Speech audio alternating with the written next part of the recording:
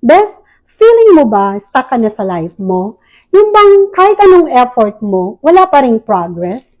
Kung ganun ang feels mo, girl, don't worry kasi may pag-asa pa. In this video, pag-uusapan natin ang 5 mindset hacks na pwedeng magbago ng takbo ng buhay mo. So, stay tuned kasi itatakal natin yung mga sagot sa mga why me moments mo.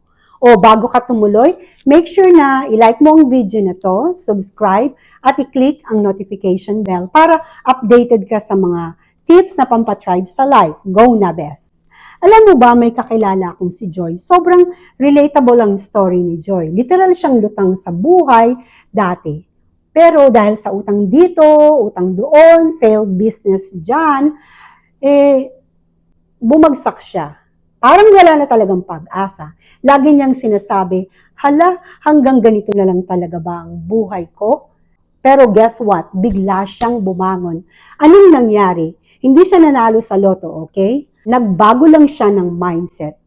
Best, ganun talaga ka-powerful ang tamang pananaw. Kaya ngayon si Joy, hindi lang siya nakahon, boss babe na siya. At ito ang 5 secret niya. 5 powerful mindset na kailangan mo ring malaman. 5 mindset para ma-achieve ang success. Number 1, growth mindset. Pwede ko tong matutunan. Girl, wag kang magpa-stuck sa hindi ko kaya energy, ha? Lahat ng bagay ay pwedeng aralin. As in, kahit magkamali ka, it's okay dahil doon tayo matututo.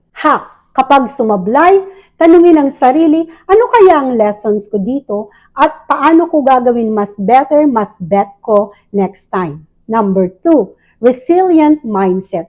Tuloy lang, best. Hala, lahat naman na data pa, pero ang importante, tumatayo ka ulit. Sabi nga nila, walang forever. Kahit pati failures ay hindi forever. Ang hack, every time na nadadapa ka, sabihin mo sa sarili mo, challenge accepted para lakas buhay vibes. Number 3, abundant mindset.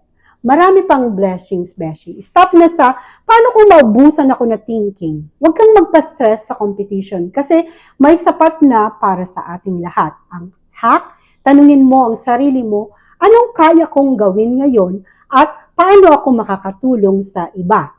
Number 4, disciplined mindset.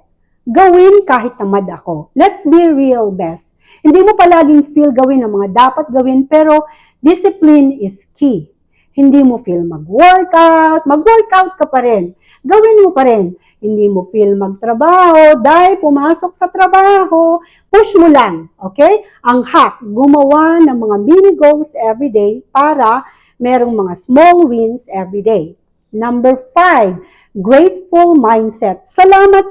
Girl, kahit bad trip ang life minsan, promise meron ka pa rin pwedeng ipagpasalamat. Mas positive vibes kasi kapag nagpa-practice ka ng gratitude everyday. Ang hack, araw-araw mag-isip ng 3 bagay na thankful ka. Kahit simpleng, thank you sa kape ko, it counts. Okay? Best, eto ang tanong ko. Alin sa 5 mindset na to ang kaya mong simulan today? Kasi promise, kahit isa lang dito, may epekto na agad sa life mo. Pero syempre, ikaw ang magdidesisyon kung magbabago ka na ba or magpapastuck ka pa rin sa dating mindset. Kung na-feel mong helpful ang video na to, go na mag-comment kung alin sa mindset na to ang gagawin mo today. Okay? Or this week. Plus, don't forget to like, subscribe, at para mas marami pa tayong growth and good vibes. Tandaan mo, bes, ang buhay parang telenovela lang yan, parang Marimar. Laging may next episode na dapat abangan. Kung pangit dati, maybe yung susunod na episode mas maganda. So, never give up.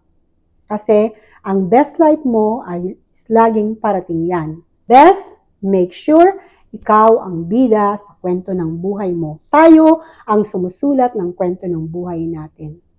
At lastly, gusto kong mag-shoutout sa mga bago nating subscribers sa Israel at ganun din sa Turkey.